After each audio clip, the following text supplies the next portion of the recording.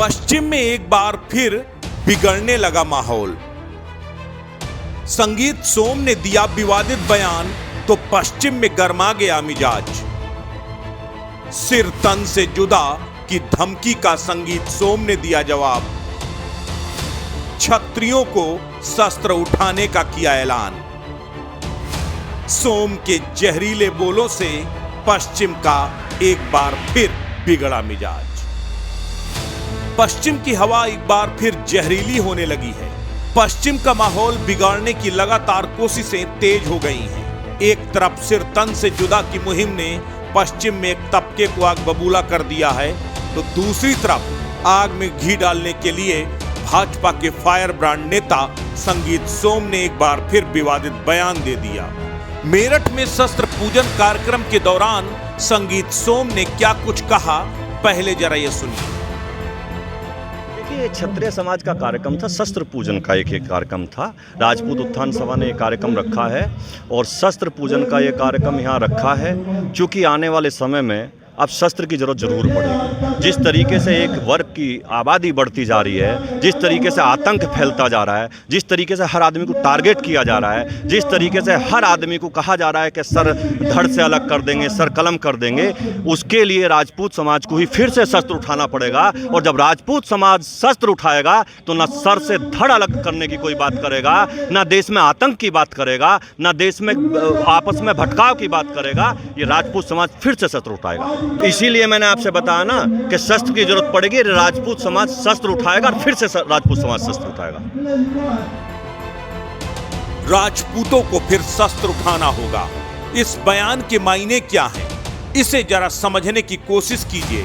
मेरठ में एक शख्स की हुई नृशंस हत्या के बाद बुलंदशहर में भी एक दिल दहला देने वाली घटना को कुछ सिरफिरों ने अंजाम दिया। इस मुहिम को नाम दिया गया सिर तन से जुदा। अब उसके खिलाफ संगीत सोम ने क्षत्रियों को लामबंद करना शुरू कर दिया है। संगीत सोम ने सीधे तौर पर धमकी दी है कि जिस तरीके से विशेष वर्ग का आतंक बढ़ता जा रहा है, आबादी बढ़ती जा रही है, उसके लिए राजपूतों को फिर से शस्त्र उठाना होगा। संगीत सोम कहते हैं कि लोग डरने लगे हैं, शस्त्र पूजन नहीं करते। जैसे शास्त्र की जरूरत पड़ती है वैसे शस्त्र की जरूरत पड़ती है। बिना शास्त्र के राजकाज नहीं चलता और बिना शस्त्र के राजकाज पूरा नहीं हो सकता। हमें खत्म करने वाला कोई और नहीं हो सकता।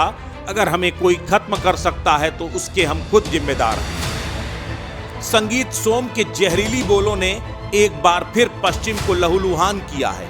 2013 में संगीत सोम पर मुजफ्फरनगर में विवादित बयान देने के आरोप लगे थे, जिसके बाद दंगा भड़का, उन्हें जेल भेजा गया। शायद यही वजह थी कि संगीत सोम हिंदुत्व के प्रतीक बन गए, बीजेपी के फायर ब्रांड नेता बन गए और सरधना से चुनाव जीतने में कामयाब हो गए। लेकिन 2022 के विधानसभा चुनाव में समाजवादी पार्टी के अतुल प्रधान से संगीत सोम चुनाव हार गए। ये कोई पहला मौका नहीं है जब संगीत सोम ने कोई जहरीला व भड़काऊ बयान दिया है।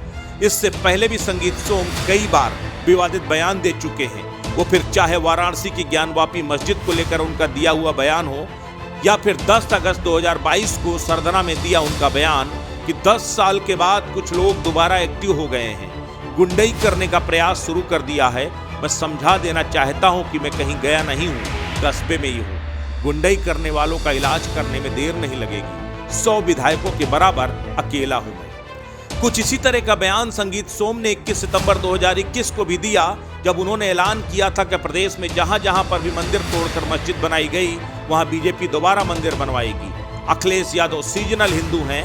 अपनी सरकार में संतों पर लाठीचार्ज करवाने वाले हरिद्वार जाकर संतों से माफी मांग रहे हैं। 2013 के बवाल के बाद जहां पश्चिम का सियासी समीकरण बीजेपी के लिए मुफीद हो गया था और पश्चिम में बीजेपी हावी हो गई, क्या संगीत सोम के बयानों के पीछे कुछ उसी तरह की सुनियोजित साजिश नजर आ रही है, जो कि 2024 के चुनाव के लिए अब 1.5 साल से भी कम का समय बाकी है। ऐसे में संगीत सोम जैसे लोगों के विवादित बयानों से पश्चिम का माहौल बिगड़ेगा।